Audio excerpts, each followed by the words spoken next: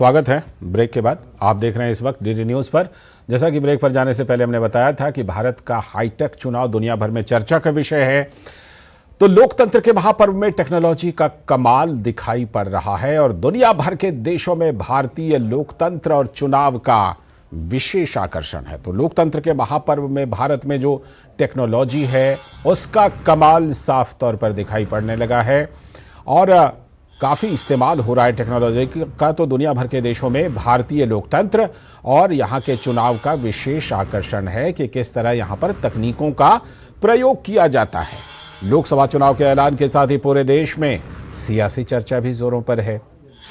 स्वाभाविक है कि तमाम तरह की राजनीतिक चर्चाएं होती हैं, तमाम तरह के कई बार सवाल भी उठते हैं, लेकिन फ्री एंड फेयर चुनाव कराना चुनाव आयोग की सबसे बड़ी चुनौती होती है। और जब देश इतना बड़ा हो, भारत जैसा विशाल हो, तो और बड़ी चुनौती होती है ये। 97 करोड़ मतदाता वाले देश में 10 लाख से भी ज्यादा पोलिंग स्टेशन बनाए जाते हैं। तो सोचिए कितनी बड़ी चुनौती है। लेकिन यकीन मानिए कि टेक्नोलॉजी के उपयोग ने चुनाव की प्रक्रिया की चुनौती को आसान तो बना दिया है। पहले वो जो ज़माना था जिसमें काफ़ी तैयारी करनी पड़ती थी, अब भारत की डिजिटल क्रांति का सही उपयोग चुनाव आयोग ने किया है और फ्री एंड फेयर चुनाव को सुनिश्चित भी किया है और इसमें टेक्नोलॉजी मददगार साबित हुई है। ईवीएम मशीन है उनके और मशीनों के साथ सीसीटीवी कैमरे की निगरानी में पोलिंग बूथ होते हैं, हर बूथ की डिजिटल मॉनिटरिंग होती है। ये सब चीज़ें तो फ्री एंड फेयर इलेक्शन को सुनिश्चित करती हैं। साथ ही इस डिजिटल क्रांति ने राजनीतिक दलों को भी मतदाताओं के बीच जाना आसान बना दिया है। अलग अलग प्लेटफॉर्म के जरिए मतदाताओं के पास पहुंचते हैं। जब भारत में डिजिटल क्रांति है तो कोविड के दौर को याद कीजिए। उस समय तो लोगों ने अपने अधिकतर नेताओं से परिचय डिजिटल माध्यमों से ही किया था। उस समय भी कुछ चुनाव हुए थे, बिहार का चुनाव था और भी कुछ चुनाव थे उस समय, तो लोगों ने बिल्कुल डिजिटल माध्यम से ही परिचय किया था। मौजूदा दौर में सभी राजनीतिक दल सोशल मीडिया प्लेटफॉर्म्स के जरिए जनसभाओं को विस्तार भी दे रहे हैं। आप कहीं पर बैठे, कहीं पर चलते अपने मोबाइल पर उनकी जनसभाओं को देखते रहते हैं। चुनाव आयोग ने तकनीकी सहभागिता के जरिए भारतीय लोकतंत्र को मजबूत बनाने में महत्वपूर्ण सफलता हासिल की है। इन चुनावों में तकनीक के जरिए आयोग सीधे लोगों तक पहुंचा है और स्वतंत्र और पारदर्शी प्रक्रिया को आगे बढ़ाया है। कुछ जो कदम चुनाव आयोग के हैं उसकी चर्चा करते हैं। ईवीएम और वीवीपैट के साथ साथ आयोग ने सीसीटीवी कैमरा के जरिए सीधी मॉनिटरिंग की व्यवस्था भी की है। मोबाइल ऐप की बात ले लीजिए। इस ऐप के जरिए लोगों के बीच में चुनाव आयोग ने अपनी पहुंच बढ़ाई है। ऐसा ही ऐप है चुनाव आयोग का सी विजिल ऐप, जो मतदाताओं के बीच काफी लोकप्रिय हो रहा है। और इस ऐप पर तो अब तक 79,000 से भी अधिक उल्लंघनों की सूचना भी आई है और लोगों के द्वारा सी विजिल ऐप के माध्यम से ये सूचनाएं दी गई हैं। आम चुनाव की घोषणा के बाद सी विजिल ऐप पर दी गई सूचनाओं पर कार्यवाही करते हुए चुनाव आयोग ने 99% मामलों का निष्पादन भी किया है। तो देखिए कितनी मददगार है टेक्नोलॉजी।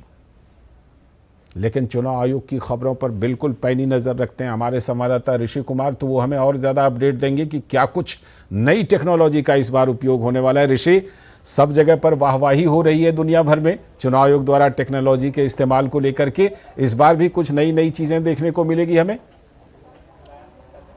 बिल्कुल राजपाल, जिस तरीके से चुनाव आयोग ने हर दौर में इस बात की कोशिश की है कि जो मौजूदा तकनीकी भारत में उपलब्ध है उसका कैसे एक बेहतर इस्तेमाल भारत के लोकतंत्र को मजबूत बनाने में किया जाए।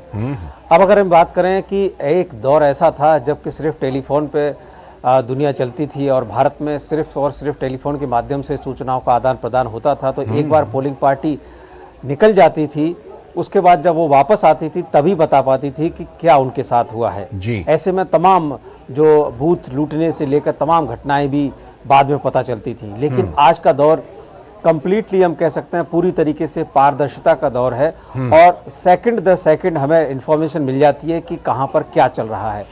लालचंद, आपको याद होगा बिहार चुनाव के दौरान, खासतौर से 2005 के दौरान, उस समय जो सीसीटीवी कैमरे का जो उपयोग है 100% चुनाव आयोग ने उस दौर में किया था। बिल्कुल। और केजे राव पर्यवेक्षक के तौर पर पूरे राज्य में नजर बना के रखते थे और हेलीकॉप्टर से तुरंत पहुंच जाते थे। ये तकनीकी का ही इस्तेमाल था जिस दौर में वहाँ पर जो लोग थे, हमने खुद उस समय देखा था कि कैसे लोग कहते थे कि हम पहली बार वोट डालने आए, जबकि उनकी उम्र करीब 60 साल हुआ करती थी।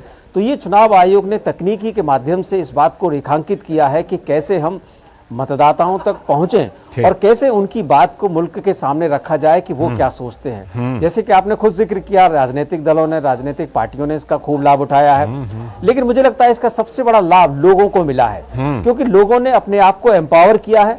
उनके खिलाफ कोई भी कार्रवाई हुई है तो उन्होंने पूरी दुनिया को बताया है। और चुनाव आयोग पर जिस तरीके से सी विजिल ऐप आज पूरी तरीके से एक सफल प्रयोग के तौर पर देखा जा सकता है। जैसे ही चुनावों की घोषणा इस बार हुई, हमने देखा 80,000 से अधिक कंप्लेंट्स आई, और ये कंप्लेंट्स थी इस बात की कि कहीं पर होर्डिंग्स लगे हुए हैं, कहीं पर बैनर लगे हुए हैं, कहीं पर झंडे लगे हुए हैं, जो कि चुनाव आयोग के निर्देशों के अनुसार नहीं होने चाहिए। अब अगर आप अंदाजा लगाइए कि अगर तकनीकी नहीं होती तो क्या ये ऐप हट सकते थे? बिल्कुल। माफ कीजिए, किस तरीके से ये हट सकते थे जितने भी झंडे बैनर है। सही बात।